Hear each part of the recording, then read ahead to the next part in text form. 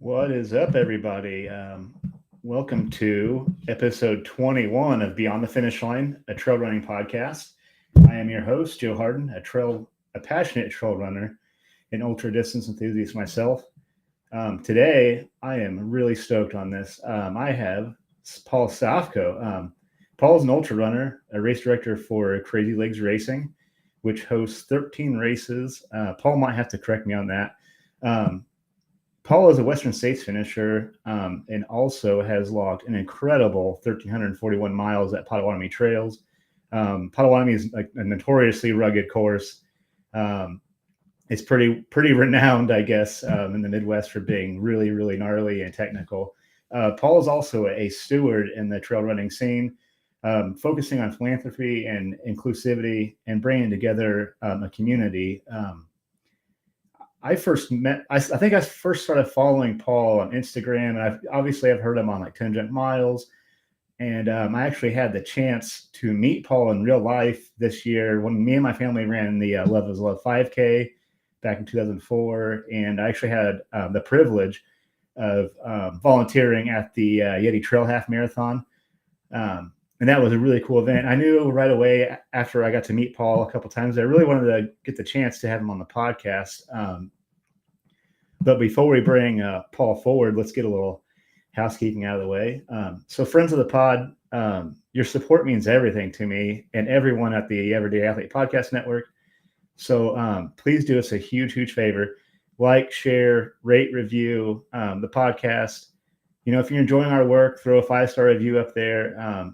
Those things are huge for podcasters. It helps us get bumped up in the algorithm.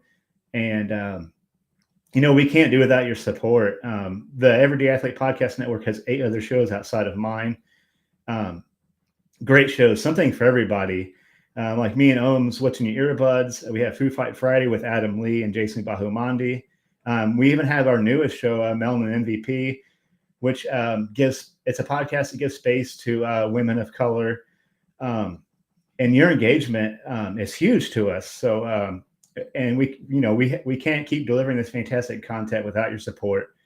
So thank you. Now that you heard me ramble on about that, without further ado, let's bring forward Paul Stofko. Oh, look at that. All right. Yeah, that was a hell of an intro. Geez, yeah. I'm getting better. I'm 21 episodes, as you said. I'll get through that one of these days. Oh, yeah. All right, man.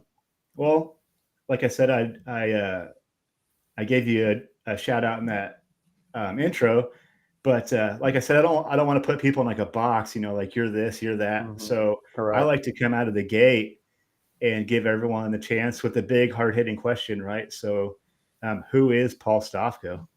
Ooh, that was a difficult question for sure. I think when I first started, so I'm kind of an old school ultra runner. My first ultra runner race I might be wrong, but 1998. So I've seen pretty much the sport change. So I think for me, maybe I started as when I began running, I did the 5 and 10Ks and all that kind of stuff, and then kind of grew out to ultras later on. So I guess maybe when I first, who I was, it was more of a runner. And then as I've gotten older, then I did ultras. So now I'm an ultra runner. And then I became a race director. So then I was a race director.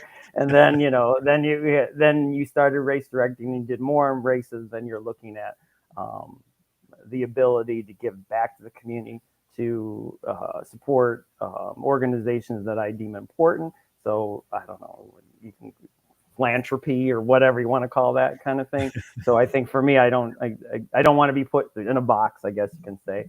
And then, I still work a full-time job, I still have kids, I've been almost married 20 years. So, I mean, there's many hats that come out to being, and running has always kind of been, my degree is in exercise science. So I've always been within the realm of fitness and running. So I guess it's like such an running and physical exercise has been such a part of my life. It's just kind of a natural progression to be a race director and do all this other stuff. So it is difficult to say who I am. It just depends on the day.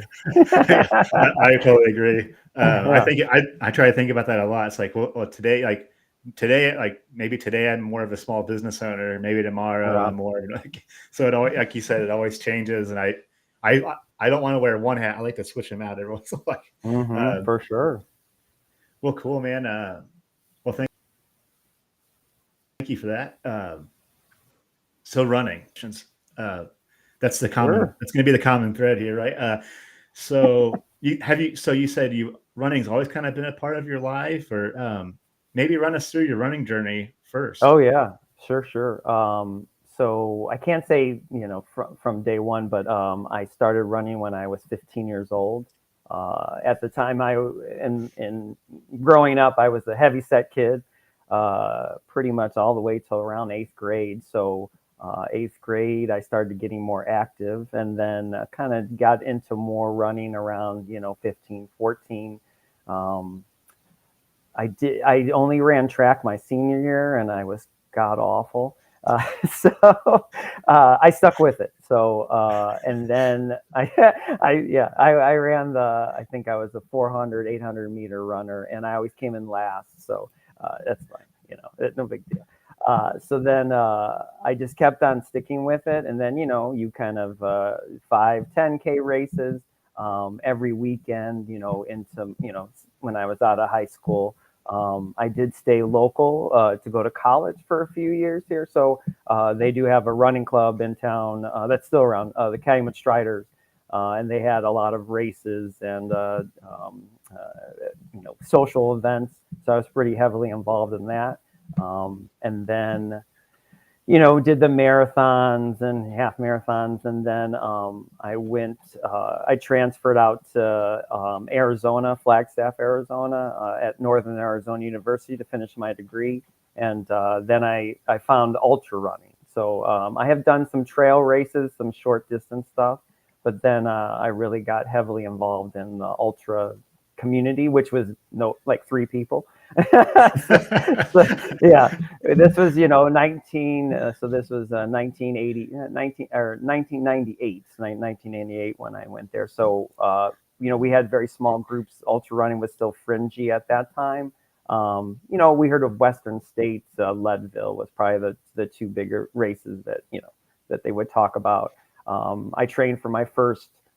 I did a couple 50Ks and 50 miles, I think 98, 99. And then 2000, I did my first 100 mile and pretty much trained all the way up. And Flagstaff is high altitude, so we're like 7,000 feet above sea level. So it's a great, easy, place to train if you want to go do whatever. So I did a race. My first one was in California in 2000. And so I remember going into that being very cocky, very like, well, I trained hard. I was at altitude. I did all the stuff.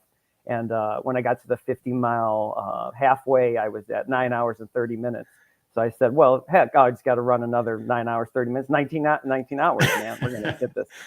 So then the wheels came off. I got really dehydrated, was hallucinating. It was just god awful. And I think I ended up finishing 32 hours. So that tells you the second half was just a pretty bad in terms of that. But I did take after that, I had to take a couple of years off of doing the 100. I felt like, we did every mistake in the book in terms of that race. I was just, I look back on that and, the technology that we had in 2000, at that time, I was doing handhelds were kind of going at that time, no fancy hydration packs at the time. And then aid stations. I know this sounds horrible, but they used to provide Advil just like the M&Ms that you see at the aid stations. And there was no rhyme or, you just took, well, you know what, if one's good, well, 2 should be great. So you never knew that you would probably get kidney failure if you kept on taking them at every aid station. But at that time, you're like, oh, it takes the pain away. Just keep on going. And, headlamp technology and all that kind of stuff. So I've gone from the school of just like, again, the limits of information, technology, internet was, not what it is. I mean, I did read Ultra Running Magazine, which, still in publication. And that was kind of like our Bible. They had a lot of information and training thing. And it also got to show you just different races that were across the United States. So, but early on, it was just like a hit or miss. You just did all these mistakes, and every race you got a little bit better, you got a little bit faster, you got a little bit more knowledge under you. So I think for me it was trial by fire. I mean, I'm not very, I never found like a schedule that I tried. I would be like, oh, this is kind of what I do, and then you just kind of go and do your own thing. So I think that's how I've always been, and that's the same thing that holds for race directing. You go in with the best intentions, and then you realize there's way more to it. It looks so easy when people do it, but then when you go behind the scenes, it's not that easy, and there's a lot of drama and permits and whatever that you have to get done. So I tell people, like race directing is just like ultra running. You got to just get in there and learn, and then hope you just improve as the time goes on. Oh, cool. Yeah, I'll be fully honest. I'm going to have like a ton of race directing questions probably. Oh, yeah, it's I think I've already told you, like, obviously it's like something I really, really want to get into. Like, and I'm sure that once I actually get in there, I'll realize it's way hard. Like you said, I'm sure I'll learn it's way harder than what I think it is, but it's something that I really want to try my hand at, hopefully. Oh, for sure. But, so 1999 was your first ultra? Yeah, 98, I think. Well, 50K. Okay. Whatever. Some people are like, well, that 50K is whatever. Yeah, 50K is an ultra, all right. So it's fine. And but once you kind of jump into the 50 mile, then there's other issues, nutrition and stuff. So that 1999 was probably my first 50, and I'm trying to remember that. You'd have to look at ultra sign up, but I can't remember exactly what it was. But I know it was out in Arizona because I was going to school there, and gosh, I don't remember the race, but I know it still goes on. The Crown King Scramble, King Scramble, which is a very popular race in Arizona. It's probably been around for a long period of time, but that was my first either 50K or 50 miles at that time. Yeah. So that was back before you kind of alluded to, how much different things were then. Like I don't know. I was like listening to a podcast. We're talking about like the first ultras, like they actually would like duct tape their water bottle to their hands and like all that stuff. Yeah.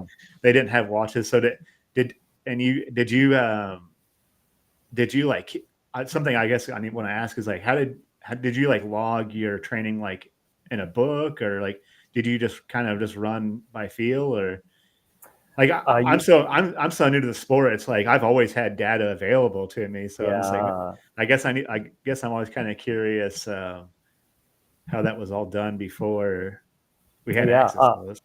So I can tell you probably. Let's see, I started running.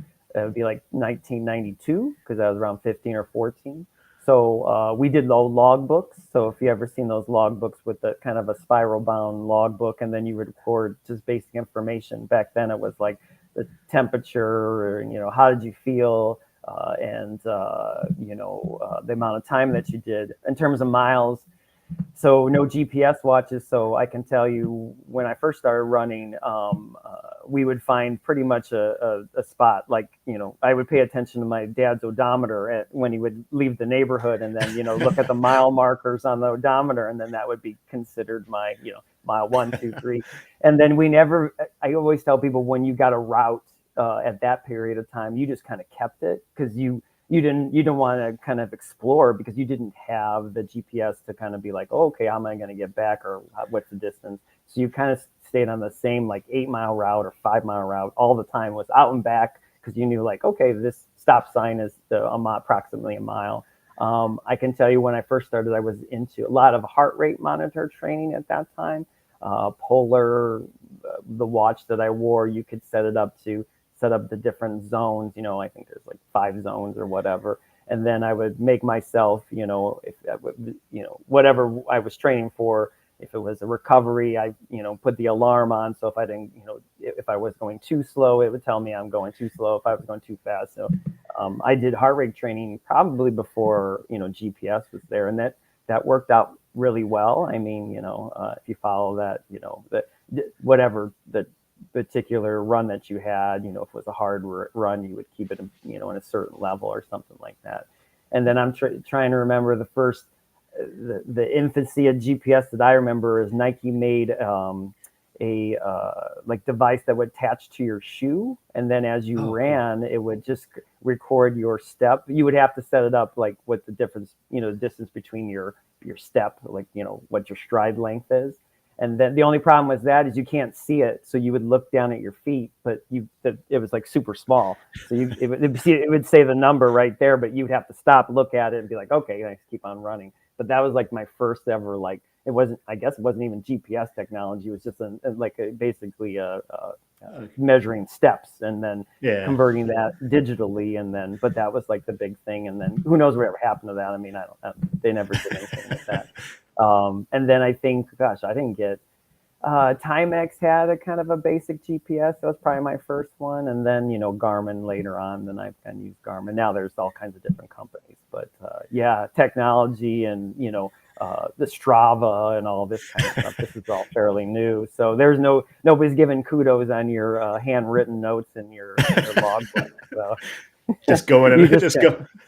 And then every year I'd get a new, like for Christmas, I would get a new running logbook. And I have all of them, actually. I think I have about 10 years of data. I've never looked at it. It's just, some of it's very elaborate and some of it's very basic. I remember writing all kinds of specific, then you kind of like look at, in this date it was, how cold it was or whatever. But I log all my races, what my PRs were. I was and then I would do a chart, the graph, like, how many miles per week and, what it looks like at the end of the year. So I did get into it at that particular time. So it's nice not to do that by hand anymore. Just upload it and you're all set to go.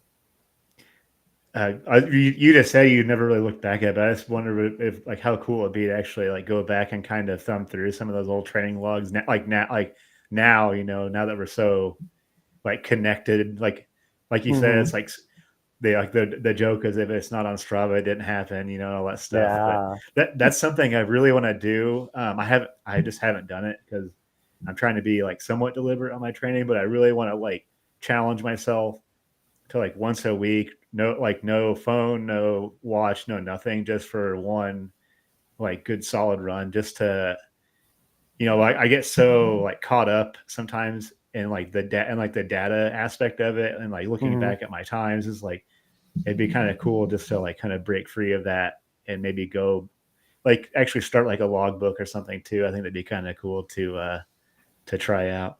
Yeah, and there's, I think we've gotten into the, I do look back on maybe taking a look periodically because, that was the first, if you had a big race, for instance, Chicago Marathon or my first ultra, that would be, I was pretty adamant to write down my thoughts and feelings at that time. And you got to remember, these boxes just like this big. I mean, it's like a day of the week, it's like they have 7 days. So it's like you'd write all this stuff out and, I felt great. My first mile was horrible. I threw up or whatever, something like that. But I mean, for ultras, then I got more, I would do more elaborate things or put pieces of paper in there to describe, at this mile, 10 miles or whatever. Because at that time, I always looked at for my racing, I needed to experience it, and then I would just adjust, what I ate or what I did, or I really did. I don't remember any time, asking questions to anybody about anything. I'm more just like, I'll just wing it and just see what happens. And then like, maybe I shouldn't eat, maybe, eating this particular thing at the aid station is not a good idea. I just had to figure it out myself. And then, as I started meeting different people, you realize like, oh, okay, they're doing this, or their sports drink is this, or whatever it may be. But I always felt like, and with nutrition or anything, it's like very individual for me. I mean, everybody has all these choices, but what works for you is, what works for you, but it might not work for me. So. Yeah, absolutely. I've kind of learned that myself.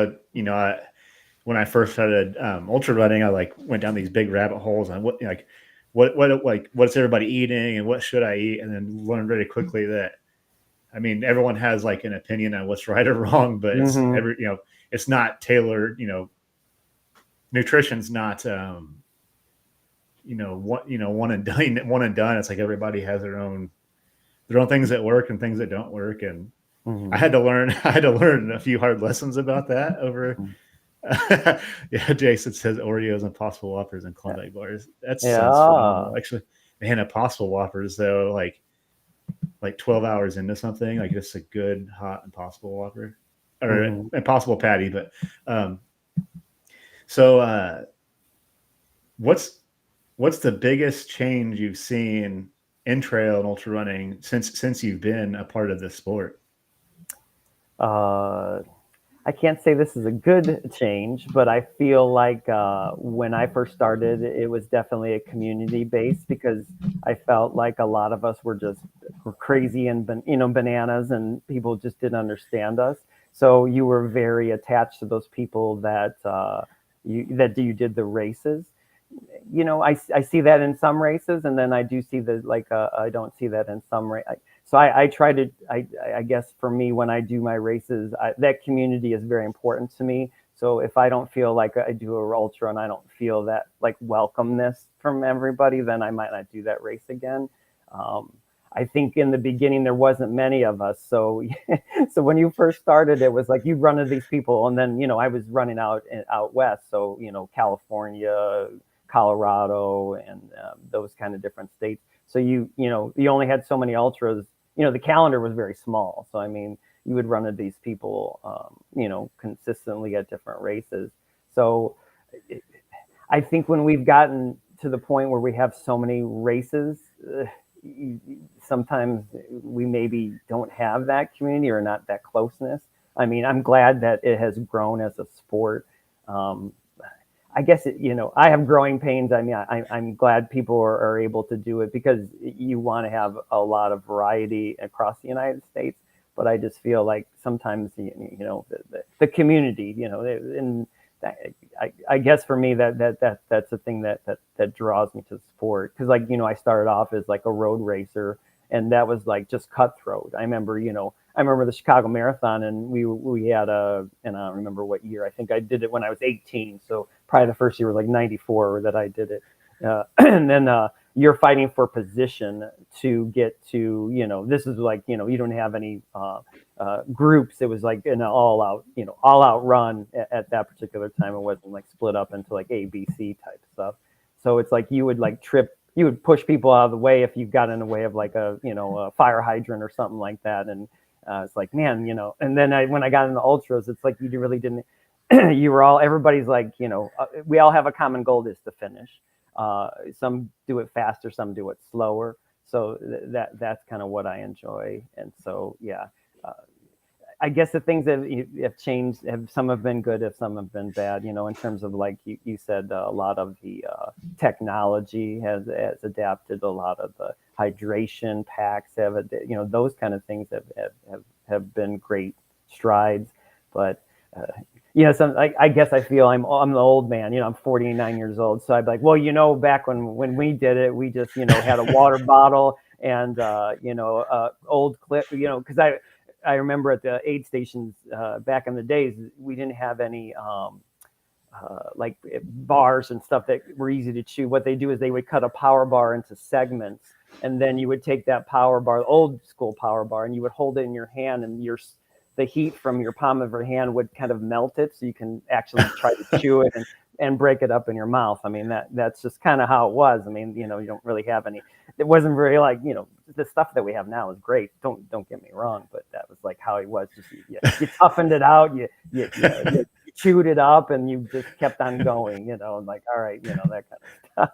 Yeah. So yeah. I mean, I see both sides of it, but yeah, I think for me, in terms of a race director too, I try to instill in my races, this is community.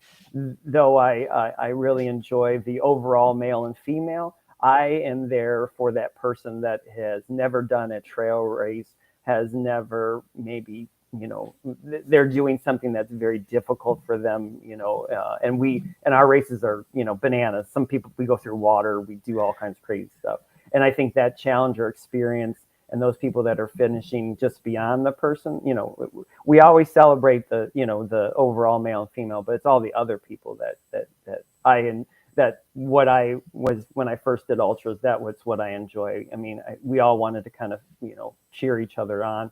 So like, I know when I became a race director, that's what I wanted to still. I wanted like a chill atmosphere. You can be competitive if you want to be, but ultimately I want you to here to finish. So that's kind of, that was instilled in me as, when I started doing ultras, and I tried to instill that in my race directing as well. Yeah. And speaking of that, I want to talk about Crazy Legs Racing, right? First, I need to know, where does the name Crazy Legs originate from? Oh gosh, here we go. So this is not this is, everybody thinks it comes from running, and it does not. So the story is, I played co-ed softball for one of my employers years ago, and I am not a good softball player.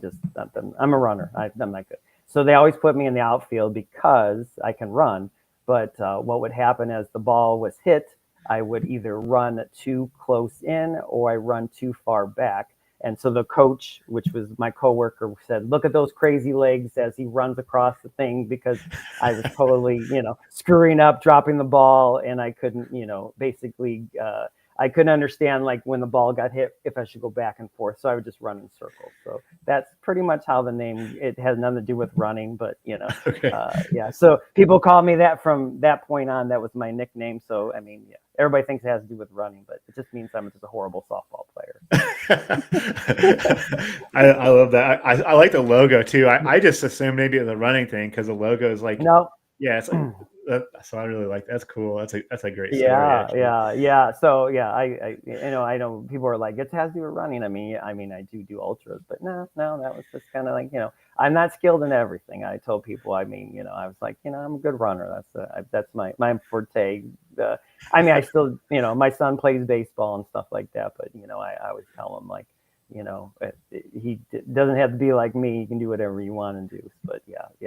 The team sports was, I ran track, but that's about, but it's fairly individual as well because, you have the event. So I didn't participate. I mean, like recreational team sports, but I was never that good.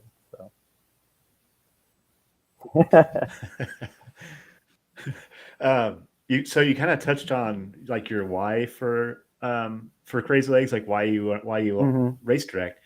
But tell us more about that. Like what, it's not like one day, like you said, it's really difficult to Mm-hmm. RD a race. So it's not like one day you just boom, you had a race. So tell me, like kind of what led you down that road? What led you down that path? The first race that I was ever involved in, again, my company had a 5K that they wanted to put on. So they're like, "Well, you're a runner, you can do this." And I'm like, "Well, sure, I guess." So I had ran, there was, I think it was like 2006 or so. At that time, maybe 2005, and I had ran for a while at that time. So I said, this looks pretty easy to put these races on. So I got we had some other people that were involved with the permitting process, so I didn't have to do any of that. But I had to figure out the route, how we start, all this kind of stuff, how are we going to time this event. And then you realize how much is involved in that one. And I can tell you, at that time, I don't know what happened. I think the last thing I ever forgot is we need bib numbers, and we didn't get them in time, so we ended up having to make them by hand. So we ended up taking pieces of cardboard and make them into like rectangular shapes and handwrite and hole punch them, 4 hole punches to make them. And I'm like, there's got to be an easier way than that. Then you found out like some, like road ID at the time. Later on, we found out, if you road ID, you can buy them from there or whatever like that. So it was a lot easier then. But that's one thing that you didn't realize. And then I did enjoy that, even though it was totally screwed up probably a lot of different things. But then I was like, all right, this seems kind of very, I like the other aspect of it. And then I grew up in Northwest Indiana, but after I got married, my wife and I moved to Colorado. We moved to Loveland, Colorado, and I was running some trails with my friends and the place is called Devil's Backbone Open Space in Loveland, Colorado. And he said, somebody should put a race on here. And I said, you know what? Heck, I could do this. So I contacted the DNR, which, this is all this jurisdiction stuff where it gets a little bit thing. But back then in 2008, it was pretty straightforward. I said, I'd like to have a race here. And they said, oh, we've never really had anybody kind of wanting to do that. So they had some basic paperwork. I think it was 1 page. I signed it, gave them $200, and then that was the Crazy Lakes 10K, which still is going on today. That was my first directorial debut with that one. Again, I made a bunch of mistakes. When I got to the race site, I totally forgot to buy awards for everybody. For overall male and female and then age group categories. So my bright idea was I had collected all my medals from all my races from when I started running back in 1993 to that. So I gave all my medals that I have collected all the years as age group categories. And one of those medals was I ran Leadville, so I had a Leadville finishing medal, and I gave that out to one of the age group categories. And I remember they were astounded that was not that important to me. That they said, "How can you give that to me?" I'm like, medals are just medals, whatever. They're not really big to me. And I remember they were so touched that I gave them my Leadville finisher medal. I'm like, wow, no big deal. I said, at least you guys got a medal. I mean, I don't have it, but those little things that I think for me as a race director, it's just like. Then after that particular race, I still continued doing that race in Colorado. I moved back to Indiana, and then I started getting involved with some of the race, just starting some races here. I started off with just some 1 or 2 a year, and then I started adding some. And then the Crazy Lakes race series original idea was to just be, I would race direct some trail races, but then other race directors, we would have a series. That's the reason why that is called that. It never became a series because I was trying to get race directors we're all going to be together under this series, and we'd have point system and all that. So that just kind of fell through. So that I just kept the name, and I said, well, I'm just going to direct my own races. So every year it's kind of gotten to the point where I've been doing about 13 a year for probably 6 or 7 years. So we still have some road races, majority is trail, and then we're adding we have a few ultras as 550K right now in terms of our things. But I can tell you as a race director, it does get easier as you go through the process. And I think I had mentioned that I still do the race in Colorado, but because of Colorado it's just crazy out there in terms of races, and especially ultras or trail runs. The amount of jurisdictions that you have to go to and deal with. I've been doing the permit process right now for that race. It's not until June, but we have to get the permits in really early because you don't want anybody stealing your date or time or wherever you're using that particular thing. And then you're under a lot more jurisdiction to the point where you have city, DNR, Forest Service, anything that you touch, everybody wants to be involved. The fire department, the police department, all this kind of different stuff. So, but in Indiana and doing races, it's pretty cut and dry here. You file your insurance, your route, where you're going to held that you might, have to rent, the shelter or the different area. It's pretty cut and dry here. But again, we don't have the amount of people. Colorado is very protective of their resources there in terms of their trail systems, which I agree. They just have a tremendous amount of usage out there, and it's multi-use. It's and some of the podcasts that you've heard now, they're very, in terms of Colorado and some other places that are becoming very popular with races, they're cracking down on races because they don't want to have as many races within a calendar year. So there's going to be a lot of, maybe for instance, my race has been going 16 years, but that doesn't guarantee my permit will be approved. I just get it in as soon as I can. I have a little bit of, because I've been doing it so long, people know this guy's not going to, screw up the trail or create switchbacks or whatever. But, they're limited resources that they have out west. So it definitely, you really have to, get your stuff in. Where Indiana, it's kind of our trail systems are always loops or something like that. And most of the the parks that I work with, they're just glad anybody's coming to use the park. I mean, a lot of these parks, when I started my race, I did, I had been to none of them, and I said, well, this looks good on the internet. So I would just be like, contact them. We want to run a race here, and they're like, okay. And then I'd figure out the route later because they're like, well, I don't know. I remember when I first started directing in some of the trail races, they didn't even have paperwork to like. So then I gave them my paperwork that we had in Colorado. I said, hey, you can take this and copy it. So it was funny because the next year it was verbatim, and they just changed everything that had to do with Indiana. And they're like, yeah, here it is. I'm like, wait a minute, I gave you this before. You better get some discount for my permit process. But it's funny, like, and now they're like, we've worked with them for so long, most of all the different counties. I just come in and I tell them, this is what I want to do. And then it's interesting because they'll sometimes come to me when they have different events and stuff, and they say, well, what would you do for this event and that event? I'm like, oh, okay, well, this is how you run it and that kind of stuff. So it's been a good partnership. Everybody's been really nice in terms of Indiana, all the parks departments and stuff like that, because it does bring a lot of people. And we had an issue this year for we have a race coming up Saturday, which is a park that I never used. I was never intending to use, but the park that we originally were going to go was all booked up. And I'm thinking, did I bring more of these people to the park, and now they're taking my dates away from me? So then I was like, I don't know if that's not nice. I mean, they're like, they're happy to have the, more rental fees, coming in. But I'm like, man, this was a park that like the usage was so low, but then we would have races there every year. And this is the first year that they've never been able to accommodate a date that I asked for. So oh wow. So that's a happy, we always want more trail runners, but I mean, don't be taking this is like, I had the course all marked out, and when we went to this new park, I never been there. So I literally had to go, like, I had to set up the race, and I'm like, okay, we're going to use this park, but I don't really know originally I called the road race, and then I get there on a Christmas Day to do some recon, and I found out there's not enough road to make this race even happen. We're going to have to go on the trail. So I had to actually change the name of the race, on the signups, and say, never mind, it's going to be 10%, road and 90% trail, and we're just going to have to do loops course. So road-ish run.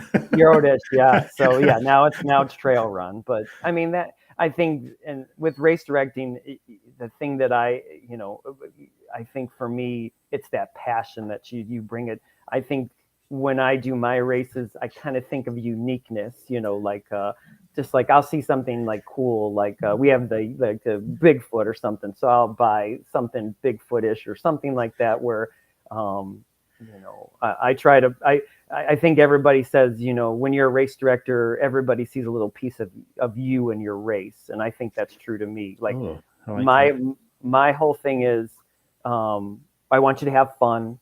I don't want you to deal with, like, it's not, it's competitive to you, but we're here to celebrate everybody, and we're glad that you're here. And that's it. I don't want this. I want this atmosphere just like there's a lot of joking and laughing and talking about, like, you just ran through a pond. I mean, how the hell can you take that seriously? I mean, come on. I mean, or you're running in the water and you're like, I always get that we have a race that we go through a pond at the end in the summertime, and everybody always asks me, well, how deep it is. I'm like, well, I'm the race director. I don't go through it. Because the first person that goes through will decide. So when that first runner comes through and he falls like under, like goes under, I'm like, well, that's really deep in the middle. So go to the right or left.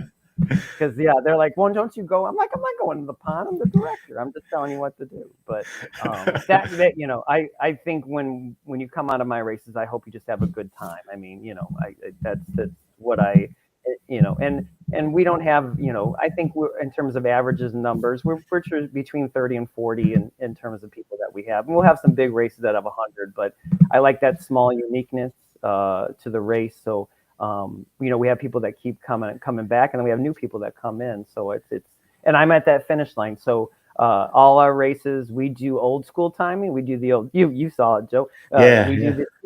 We do the stick timing, man. And that is old.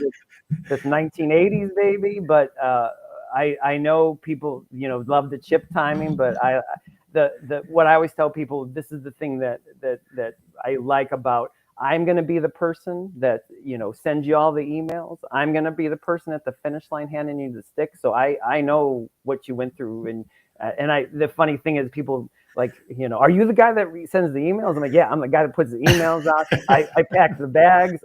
I'm folding your T-shirts. I'm doing your timing. I'm doing you're sending the emails out when we're done. I take the pictures, that, hey man, we got a one-man operation here. I mean, we have some volunteers, and I think that's nice because I get to see, like, I'm not this guy that's going to sit on the sidelines and just like, let somebody else handle. I mean, I love my volunteers and they'll definitely help, but I want to see the finish line. I want to see the struggles. I want to see the crying, when people like, get very, like, I've never done a half marathon and I do a half marathon and, they're emotional. It's like, this is what you do for race directing. Maybe it sucks to mark the course at 4:00 in the morning and you didn't get any sleep, but damn it, when they come to the finish line, that makes so much of a difference. Like, God, I don't know, you spur somebody to do something that they thought impossible, and maybe that will translate to everything in their life. I mean, Jesus, what kind of goddamn job that you can do like that? I mean, that's just, I don't know. I sometimes I feel like race directing as I've gotten older has become more important than my ultra running. Even though ultra running, I still, I don't do as many races as I used to do, but I think the race directing has become more important, and I put more time and effort into that. And then I don't do as many races in terms of ultras, but that's fine too, because I feel like, I get more out of it. And then as I get older, I know that, the competitive days, I mean, I still do fairly well, but I mean, I tell myself this is kind of why I enjoy, and people will come up to me and ask me all kinds of questions about, oh, you did this race and that race. And I'm like, yeah, I did. But, I'm a race director. Yeah, that's fine. You can always ask me that too. So sorry, I got on a tangent. Oh, no, that was an awesome tangent. I just wanted to say a couple things about the popsicle sticks. I've told a lot of people, I think it was the Love is Love 5K was the one that. Mm-hmm. Oh, yeah. The popsicle stick. And that was probably my favorite thing of all races. I was like, yeah, like I told everybody about the popsicle sticks. So I think that's like the coolest thing ever that I've ever seen. and I just love your point. This is kind of what's got me fired up about the race possibility of maybe doing it, is I've had the chance now to work at 2 finish lines. One was your race, the Yeti Trail Half, which was really, really awesome. Same thing as and then I got a chance this last summer to work at a 50K, and man, being at that finish line was probably one of the best experiences I've had. Probably even more so than crossing my own finish line. I just like you say, you see people cross the finish line, and like you get to see people do like their first trail race, like their first ultra, and that got me like really fired up. So yeah, I totally agree with that. Yeah. So yeah, what do you have this week? The drama for your llama. Yes. I love that.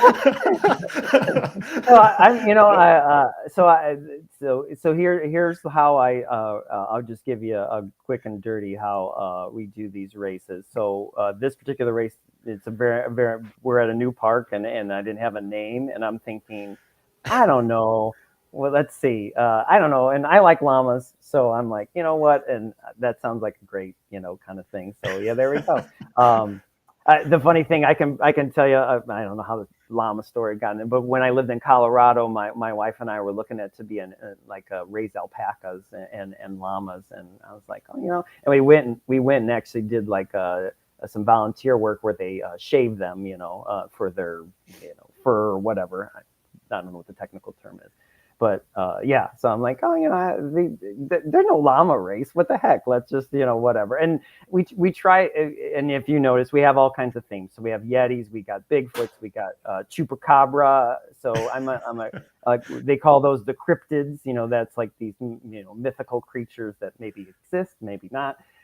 So we put these races. We just have fun with the names. I mean, whatever.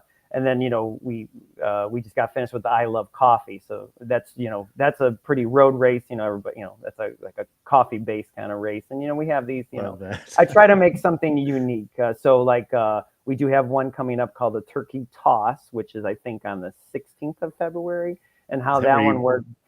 Yeah. So how that one works is we have everybody gets a raffle ticket. At the end of after we do the award ceremony, we pick 5 winners, and you take a frozen 5-pound turkey and bowl it into bowling pins. If you get a striker spare, you get a gift certificate from Starbucks or something like that. So I came up with that race one day because I saw some video that people were using a frozen turkey at like some grocery store and knocking down 2 liters of like pop. So I'm like, that'd be a cool race idea. And then that was for that race. So I mean, all ideas come out of nowhere land. I mean, a lot of people are like, you should do this. And I'm like, well, I'll look into that. Or when I go to different races, if I'm in Colorado, I try to do somebody else's race. There's a race in Wyoming that I always do. And I always, as a race director, you have 2 eyes. You have an eye for like, how are they doing this? What is their theme? What is the uniqueness about them? How do they run it? What's the, so I always try to bring certain elements of different races that if I feel like will work in ours, borrow them, steal them, whatever you want to call it. I try to, with the names, I try to go, be original. I mean, there's probably some llama race out there that, that I'm stealing the name from. But Yeti, and there's Bigfoots, there's Yetis. The Chupacabra, I haven't seen too many of those. So, so we try to basically, have fun with it. See, like people are laughing and having fun, I never want to be at a race. Everybody's like got the scowl on their face at the start line. I mean, why, you'll go do a road race if you want to, have that. Yeah. And then we also have, and well, if you've run any trail race, if we say it's a, whatever half marathon, you might get 14. So, if you get 14, we cover your half marathon distance and we do not charge you for the extra miles. So, I always bonus miles. Yeah, you get some free miles. Yeah, 3 miles. That's what I tell people. You don't want to go short. That's what I always tell people. As a race director for a trail race or just you want to make sure that they're getting what they're paying for. And if they have a few extra, whatever. That's trail running. And, we do still get the old, we still have some road races and everybody's like, well, my watch said this, and, like whatever. And I'm like, well, this ain't certified, man. This is just a road race. Just have some fun, let's just, everybody's, GPS is different. Same thing when we do the trail, we try to cover everybody. So if your race, if yours goes more or less miles, if we give you more, it should cover everybody, no matter if you have the, Chronos or Garmin or whatever, so I always tell people that's, and we try to I think with my races, I instill that if you come to my races, that's just the kind of element that we have. We have fun, we have camaraderie, we have, a celebration of people just finishing, telling you stories. Oh man, when I went to that pond, I lost my shoe or whatever, or that guy's crazy. I don't know, am I going to get E. coli? I'm like, well, I don't know. So just make sure you wash really good after the race and then throw your clothes in the garbage. I mean, that's what I tell. So we try to have a lot of comedy. That's kind of like what I instill in what I do in my life, and then I make sure in my races, just have fun, man. God, the ultra is the same thing, God, you're going to be out there, whatever distance you're doing, you just got to I know you have ebb and flows with every race, but if you have some comedy, gosh, that's why I always tell people, I always try to have good pacers and crew that can just say stupid things and just tell me stupid things on the trail, because you need that, because you're going to get all serious and you're worried about oh my God, it's going to be another 9 hours out here or whatever. And my friends would just give it to me. I said, I get it. Just let me, you need to laugh. Cause I mean, you're doing something crazy, if you're doing an ultra, I mean, come on. Yeah, it's a wild thing, isn't it? It's a wild, and that's why I like, aid stations and stuff. People that have fun, like aid stations with, loud music and people crazy. And, I mean, I'm not all into the alcohol and drinking shots, which some people do with but I mean, some of the aid station attendants are doing that. I mean, that's their own thing. But, I like that funness and laughing and, because you come out of that aid station like a renewed person. I mean, and you've worked, when you work in aid station, you got to, if you're Debbie Downer over there and they come to you, I mean, they're probably going to quit at that aid station. You need to be like, listen, you can do this. Just one foot in front of the other, give them some laughter, give them everything that they need, they're, enough hydration, things to eat, those kind of different things. And when I worked aid station, that's what I want to do. I don't want to be like, you can be super serious, but you got to understand, like, these people need to go, you're doing something very challenging, and say, listen, you can do this, that's also another thing with, the community. If the community, we're all trying to get you to the finish line, especially with an ultra, that's for the runner that's running next to you for, you ran that with that person for eight hours, and then you got, you're like best friends. You kind of went through battle together, to get there. So I think I saw you with Oscar De La Hoya. Oscar Delgado. Sorry. So I mean that, you get to know those. Yeah. And I think that you don't get that in any other races. You're not going to run a road race and carry on a conversation during, when you're running that fast.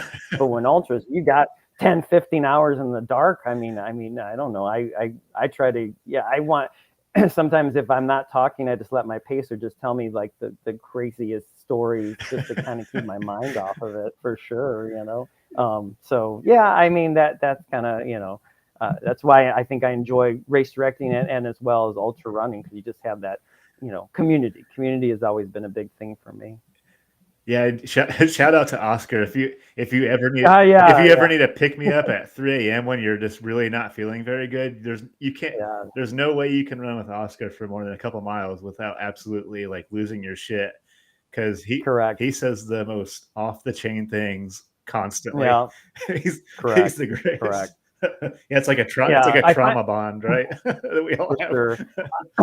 The great thing last year, I finally, I always talk about my races, and he came to my tombstone. We have a tombstone 30K and 50K in March, and he came. It was the first race I've known him just from doing Scotty's races and stuff like that. But he finally came to my race. He goes, "Oh, you do a really good job," and I'm like, "Wow, that's just a compliment," because cool. Oscar came and I guess he's coming back to the tombstone this year. And I think he might do in the 50K. Yeah. So it's one of those things where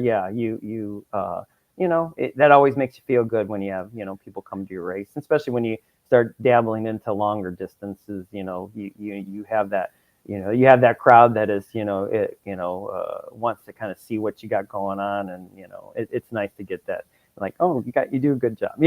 As a race director, you're always looking for, like, give you the thumbs up. I mean, there are people that are just gonna, we have many stories as a race director, just, crazy things that happen, but I mean, that's just part of being a race director. Are you going to dress up as Doc or Wyatt for this? Yeah, I'll do Doc. Yeah, so I was Doc Holliday last year. So what I'm trying to do, and I don't know how I'm going to do this, but I had this envision that I would have somebody bring a horse, and I would get on top of the horse, and then I would start. But then I thought, if I scare the horse because I shot like the gun to get it start, whatever, that I would, like, he'd buck me off, and then I'd be like, incapacitated or land on my head or something. So I don't know. Maybe. So we have it at a place where I don't even know if they allow horses. So but that was my envision for this year. Like, if we can get somebody, all I need is a horse just for the start, and then they can take it away. But I thought, well, that'd be cool. Just bring this thing. I'm like, all right, and I, ride them off, and I can lead them to the, like, I can be the pace setter with I'm on my horse as Doc Holliday. But yeah, who knows? So yeah, if maybe we can find somebody with a horse. That would be awesome. That would be that would be like a class. That'd be my kind of race where we do these kind of weird things. Like, okay, I'm gonna dress, like when we have different events, like when we have the Bigfoot, we do have a Bigfoot costume in like our crawl space, and my friend always dresses up sometimes for our race. And he's like, "Do you ever clean this?" I'm like, "Hell no! That thing's been in the, I think it's dry clean only. I just bring it out every time. It's a Halloween costume from like 15 years ago, and I bring it out." And he's like, "Gosh, this thing still smells like the last." I said, "There's probably dirt from the last time that was on there from 10 years ago." And he's like, "I'm like, I'm not getting it clean if I fall apart." But it's just like that. And then I remember he would walk around the course, and we used to have a Bigfoot was shorter instead of being a half marathon like it is now. It used to be like 5 or 10K. And how we did that was to make it unique, is like we would have him roam around the course. And if you got a picture with Bigfoot on the course, you'd be entered to a raffle to win prizes. Oh, that's And cool. so that kind of brought the element of like the leaders are not going to do that. So, good luck to them. But the people that are just running slow or walking, they can take and stop and get pictures. And then you bring me the video evidence, as they say, at the end of the race. And then I give you the thing, and we'd have like gift cards, So, I mean, that's when you're trying to incorporate people, again, we're always honored to have really fast people, but we want the other people that just want to have an experience and give them the opportunity to do like some fun thing like that, take a picture of Bigfoot, they're just enjoying the trail out there, and heck, they might win, a gift card or something like that. Oh, that is so cool. That's amazing. Man, thank you. I have a question. There's something that struck me today. I won't lie. I was like kind of looking through your ultra sign up, and man, you've done a lot of races. Like you said, you've been doing ultras for 20 years. Mm-hmm. And something that really stuck out to me is you have one DNF. And my question Mm-hmm. is, to me, that tells me a lot about like your mental toughness. It's like a mental toughness piece. Could you speak to that? Like, man, I guess I'm just like super blown away by that. Yeah. So my one Potawatomi. DNF is the Potawatomi 200 miler. So yeah, which I did 180 miles that year, and I can tell you, for some reason, it was just a bad series of either. I don't know if I mentally was not there. Physically, I was fine. It was just, I don't know, at that particular time. And, I've been on the course so much. I thought if this is going to be the first DNF of my whole career, then let it be. And I think it was actually, for me, just good to have it. I mean, then you don't have to have this thing like, you never had a DNF. Well, now I do. So I can tell you, like, as a child, my father, who's still alive now, he was and he still is just a very grit and a determined individual. Maybe not the emotional person that some people would like as a father. I mean, my dad didn't hug me and tell me I love you, but that whatever. But a good story I always tell everybody about, like, my grit and determination with my father. We were doing some construction on the house or something and cutting something. I can't remember, a piece of wood or something. And as he was cutting, he had his finger kind of holding the wood steady or something. And he cut through his finger with the saw or something. So he stopped. He took a roll of paper towels and wrapped it around his finger. And then he put duct tape on top of it. And then he went back on the ladder and just kept on doing whatever we were doing. So that's the kind. So, and that was when I was like 10, 11 years old. So I always tell people, if that's a story that doesn't tell you, like, this is the way it's gonna, this is how it is, and that grit and determination that I have in my races, I could definitely attest to him.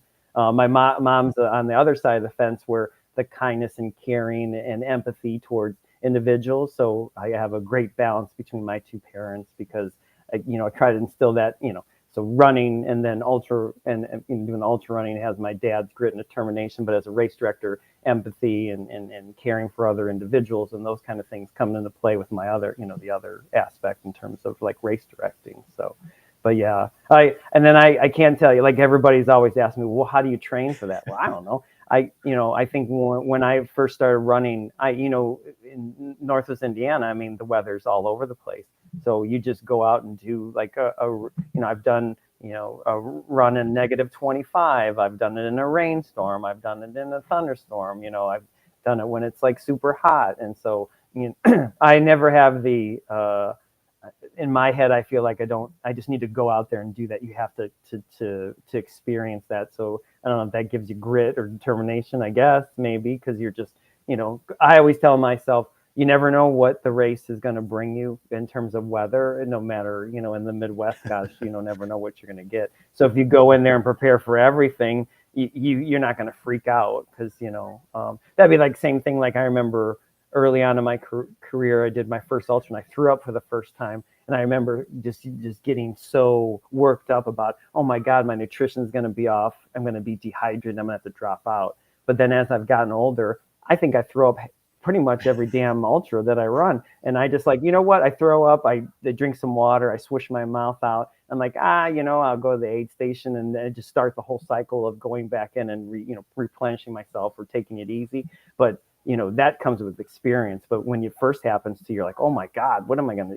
This is gonna if I threw up, now I can be. There's sometimes where I'm like, I'll have some of the aid station that doesn't agree with me. I'll just like projectile vomit right out of there. And then I remember my pacer, he was like a new pacer to me, Brian, shout out to you. I decided to chug a Red Bull right before, like, we got to right after the aid station, and it was nighttime. And I remember it just settled in my stomach wrong, and I just like threw up, just like projectile vomit next to him. And he's like, "Are you all right?" I'm like, "Yeah, let's go." And so we just like, I just get whatever. And I think that's just you those instances that made you probably scared when you first started. As you come with experience, you're going to right the ship. You just got to go out there and do that. And the same thing that goes for races. I can't tell you that I'm fighting in my head in all those races where I wanted to drop out.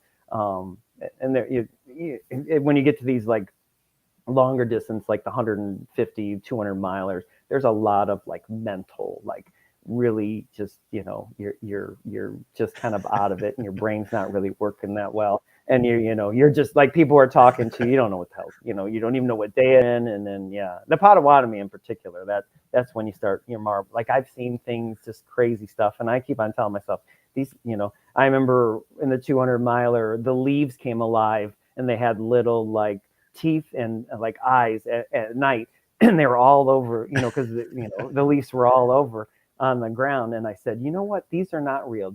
These leaves don't have little teeth, and they don't have eyes. And I'm just going to keep on running. And I remember I've had hallucinations where I swear to God, I hear an aid station, like, cowbells and people screaming. And then I get over and I turn, down the trail, and there's absolutely nothing there. And I'm like, man, that's like the weirdest, of all the things to think that there's going to be an aid station as you go, around the bend.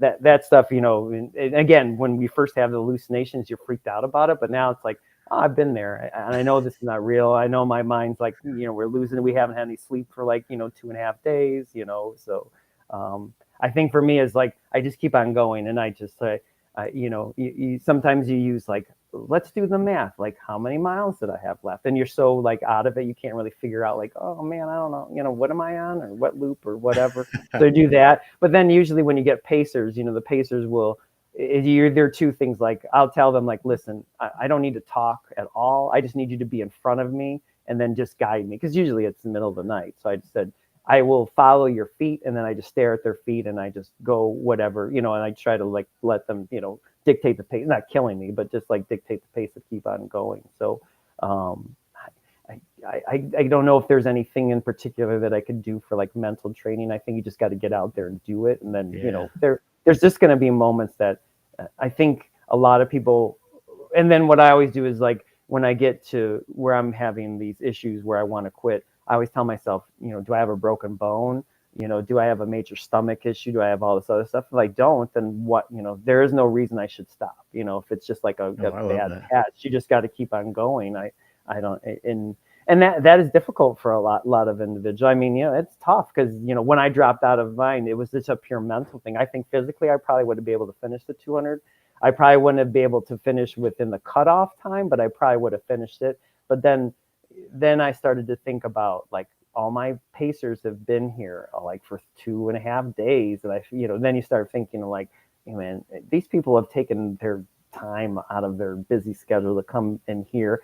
Do you want me to like just molasses, 2 more loops is 20 miles. I mean, but it's going to be another, like, gosh, who knows, like 12 hours or something. And I don't really want to put my crew through that. And then when we'd finish, I wouldn't be an official finisher anyway. So you kind of weighed those things where, probably when I was younger, I was a little more like about me, I need to do this.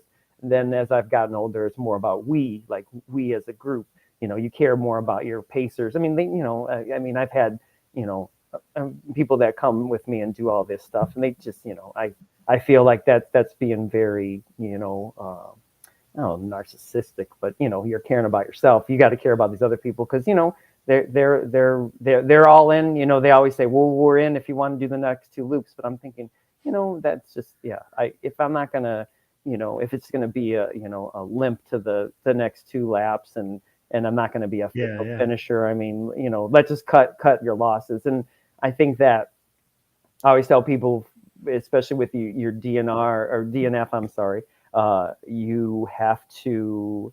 There was a good 2 weeks where I felt like really crappy, and I told myself, let's let you like sulk for two weeks, but then after that, it's like it's over, it's done. So then, for me, and you just you need to get out of your system. And I did go back and do a 200-mile. I think the year after, and then I was my redemption, and then the weather was worse. So if you're looking to give you a picture, well, the picture that you posted for this podcast, that is from that particular race where that was my redemption year, and it was like worse than the year that I DNF'd, because it was like just a sloppy mess from hell. And there's so much stuff that went, you know, that race was just like a pure, like, just you got to finish it, because you're coming back off a DNR or DNF, and you want to make sure that you would finish it. And I know the race director, Mike, there, what he does is for the 200 miles, we get a jacket with our name on there, and he told me, like, at mile 170,